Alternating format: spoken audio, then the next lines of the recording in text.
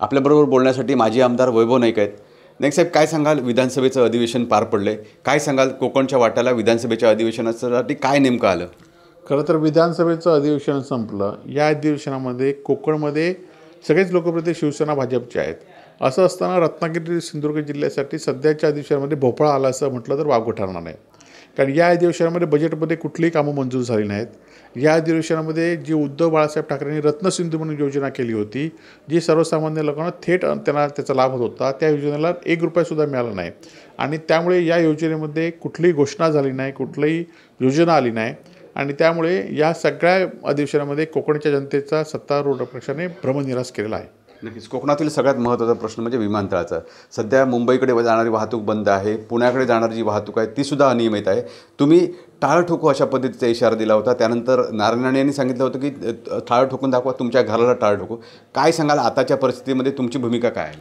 खरं तर आपण बघितलं असाल की मुंबई विमानतळ गेल्या खरं तर उद्धवजींच्या हस्ते उद्घाटन झाल्यानंतर मुंबई विमानतळाची काही अंशी विमान सेवा सुरू होती, परंतु गेल्या 3-4 महिन्यामध्ये पूर्णपणे विमानतळ बंद झालेलं आहे। एकमेव असलेली पुणे चिपी विमानसेवासुद्धा बंद झालेली आहे।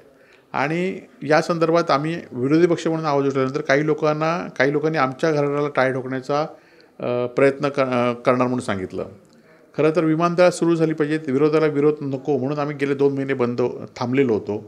आज पण मुंबई विमानतळ येणाऱ्या आम्हाला जिल्हाधिकाऱ्यांनी सांगितलं की काही दिवसात सुरू होईल। आज नारायण राणे इथले स्थानिक खासदार आहेत, त्यांनी सुद्धा सांगितलं की विमानतळासाठी मी प्रयत्न करेन। आता येणाऱ्या 15 दिवसात जर विमानतळ सुरू झाली नाही तर निश्चितपणे आम्ही कोणाला न सांगता या विमानतळाला टाळं ठोकणार आहोत।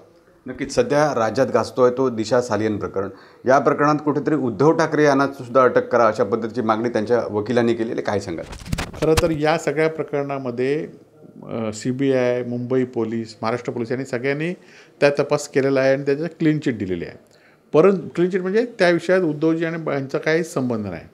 खरं तर आता आपण बघितलं असेल की कोर्टात एखादा गेल्यानंतर कोर्टातल्या निर्णय काय पर्यंत वकिलांनी थांबलं पाहिजे, परंतु कोर्टात फक्त अर्ज केला आहे आणि इकडे आरोप करतायत। म्हणजे का तर बदनामी करण्यासाठी कोणीतरी सुपारी दिल्यासारखा हा आरोप या ठिकाणी होतोय आणि त्यामुळे निश्चितपणे ह्याला जनता बळी पडणार नाही। उद्धव बाळासाहेब ठाकरे ज्या पद्धतीने विरोधात भूमिका घेत आहेत, विरोधात ठामपणे उभे आहेत आणि त्यामुळे त्यांना बदनाम करण्याचा हा प्रयत्न सुरू आहे, पण ह्या बदनामीला ठाकरे कुटुंबीय आम्ही भीक घालणार नाही। शेवटच्या प्रमाणात गळती लागते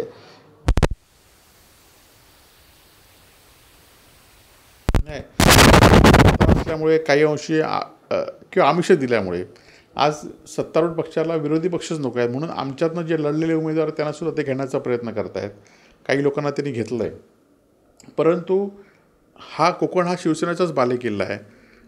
आज जरी आमच्यातनं पडझड झाली असेल, आम्ही जरी पराभूत झालो असेल, तरी इथली जनता उद्धव बाळासाहेब ठाकरेंबरोबर आहे आणि हे आम्हाला दाखवावं लागेल, हे आम्हाला काम करावं लागेल। आम्ही निश्चितपणे खात्रीने सांगतो की पुन्हा एकदा आम्ही बालेकिल्ले दाखवू। जे पडझड होती ती पडझड खरं तर आमिषाने आहेत, प्रत्येक लोकांना आमिष दिली जात आहेत आणि ही आमिष काही ते पूर्ण करू शकत नाहीत आणि आमिषामुळे इथली जनता त्या आमिषांना बळी पडण्याचा विश्वास आम्हाला आहे। त्यामुळे ही पडझड आम्ही आता थांबवली आहे आणि या काळात सुद्धा येणाऱ्या काळात सुद्धा ती आम्ही थांबवू।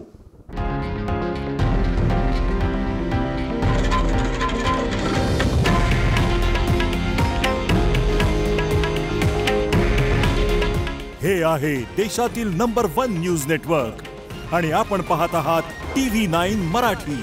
काळजी तुमची, हित महाराष्ट्राचं।